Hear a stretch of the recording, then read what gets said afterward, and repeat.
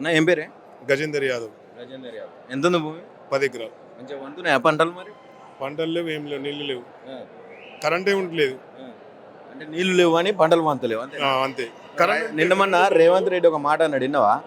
నీళ్లు ఎట్లా మరి పంటలు వంతలేవు అంటే రైతులకి రక్తం కోసి ఆ రక్తం చల్లితే పంటలు వంతాయండి. మరి ఏమన్నా చేస్తురా మీరు దాని మీద? రేవంత్ రెడ్డి రక్తం చల్లి పంటలు పండే కోరుతున్నాము.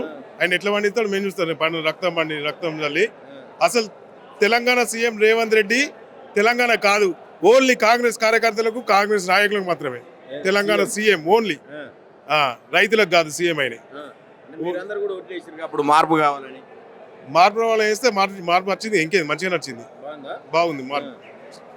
బ్రహ్మాండంగా చేస్తున్నంట. మొత్తం రైజింగ్ నెంబర్ 1లో ఉంది తెలంగాణ. 34 దాకా నేనే ముఖ్యమంత్రిగా ఉంటా, రైతు రాజ్యం తెచ్చిన, ఇంద్రమ్మ రాజ్యం తెచ్చిన అంటున్నాయి. ఒక్కసారి రైతుల దగ్గర రమ్మనండి. 34 దాకా సీఎం అయినట్టు ఒకసారి రైతు దగ్గరికి వచ్చి మాట్లాడమని చెప్పండి. ఎక్కడికన్నా రైతు సదస్సు ఎక్కడైనా పెట్టమని చెప్పండి. ఓన్లీ ఆయన తెలంగాణ సీఎం, ఓన్లీ కాంగ్రెస్ కార్యకర్తలకు కాంగ్రెస్ నాయకులకు తప్ప తెలంగాణ ప్రజలకు కాదు. చెప్తున్నాం కదా మేము రైతులం.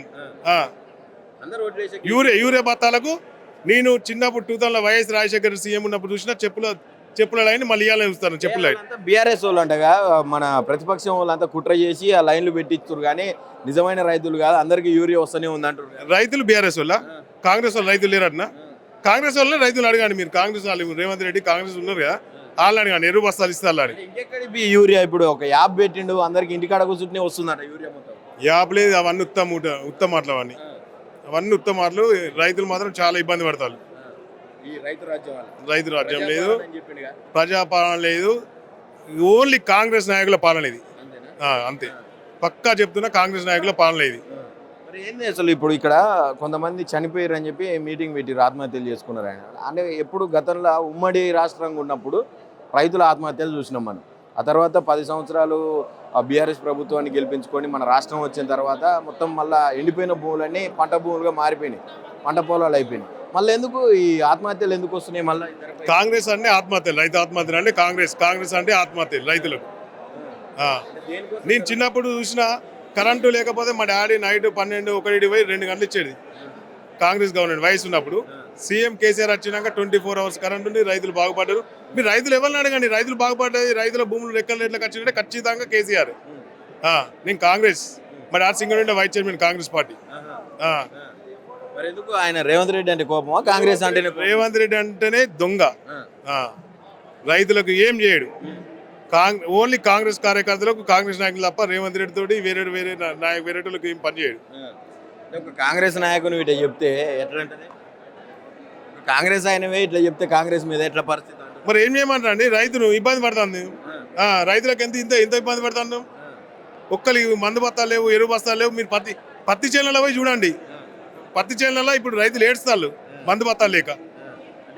ఇప్పుడైనా మందు బత్తాలు ఇప్పివ్వండి రైతులకు. ఉత్తనే మందు ఎవడు ఎక్కడ వేసిండ వ్యవసాయం వాడు రైతు ఎక్కడ వేసిండు? ఎక్కడ రక్తం చల్లి వ్యవసాయం చేసిండు ఆయన రేవంత్ రెడ్డి.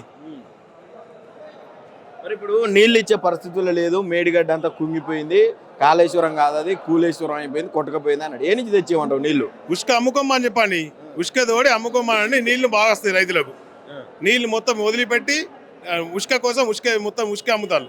ఇవాళ నీళ్ళు ఇస్తలేరు, ఉష్క కోసమే వాటర్. రైతుల నీళ్ళు లేకుండా నీళ్ళు మొత్తం వదిలిపెడతారు. ఉష్క మాఫియా, ఉష్క అమ్ముకోవడానికి కేవలం.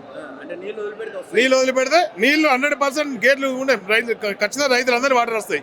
గేట్లు తెచ్చి వాటర్ వదిలిపెట్టి ఉష్క అమ్ముకుంటారు. రాష్ట్రంలో ప్రజలు మంచిగా ఉండాలని కోరుకుంటారు కదా ఎవరైనా. నేను ఏమంటానండి, ప్రజల నాయకుడు కాదు, ప్రజల సీఎం కాదు, ఓన్లీ కాంగ్రెస్ కార్యకర్తల సీఎం. కాంగ్రెస్ కార్యకర్తల సీఎం.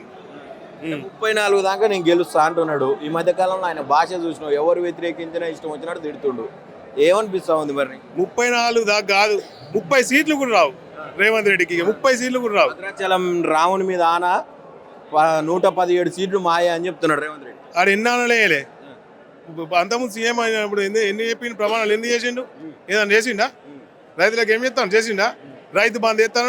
ఇప్పుడు గవర్నమెంట్ వచ్చి 3 సంవత్సరాలు లేదండి, 3 సార్లు వేసిండు. 1000, 2000 అనే రైతులకు వేసుడు. వేసుడు 15,000 వేస్తున్నాడు. ఏమేలా అవన్నీ వస్తే రాలే. ఉత్తమ మాటలు 1000 ఎకరం ఉన్నోడికి 5000 ఒక రోజు, రెండో రోజు 2000 అట్లా ఇస్తారనే కేసీఆర్ అన్నప్పుడు టైం అంటే టైంకి వచ్చినాయి. మళ్ళయ్య ఎట్లుంది పరిపాలన? ఇప్పుడు రైతులు మొత్తం సంతోషంగా ఉన్నారు అంటుండ్రు రేవంత్ అన్న. సంతోషంగా ఉన్నారా? ఇప్పుడు ఆయన నడిపించలేడు. అప్పుడు ఎంత అప్పైనా సప్పైనా అన్ని రేట్ ఎక్కినారు కానీ అన్ని కరెక్ట్ ఇచ్చిన టైం కాదా, ఇలా కరెక్ట్ ఏ టైంకి అందిస్తలేడు. అంటే అన్ని వస్తున్నాయి అని అంటుండగా ఏది వస్తలేదు. ఇక కంట్రోల్ బియ్యం అయితే మొత్తం అయ్యే దొడ్డు బియ్యానే ఆయన అడుగు నరుకుతాడు, తడాన్ని నూకలు చేసి పంపుతాడు. అవి అరే సన్న బియ్యం ఇస్తున్నట్టు అప్పుడు అయ్యే సరే అయ్యే గిరిని పట్టిస్తాడు, నూకలు తెచ్చి పంపుతాడు. వీడికి ఎందుకు వచ్చినావు? ఉదయం మీటింగ్ చూద్దామని వచ్చిన. మీటింగ్ దేనికోసం నడుస్తుందని? ఈ రైతుల గురించి నడుస్తాను. రైతులదే. మరి ఎందుకు రైతులు రేవంత్ రెడ్డి వచ్చి మీటింగ్ పెట్టాలి కదా, మరి మీరే పెట్టుకుంటారు? మేమే కేసీఆర్ రైతుల మీటింగ్ పెడతా వచ్చిండు. ఈ మొన్న చనిపోయారు కదా అట్లప్పుడు అడ్డుకొనుగోలు లేనప్పుడు వాళ్ళ గురించి అని మీటింగ్ పెట్టిరట. నలుగురు కొత్తూరు గంపలపల్లి నలుగురు చచ్చిరట.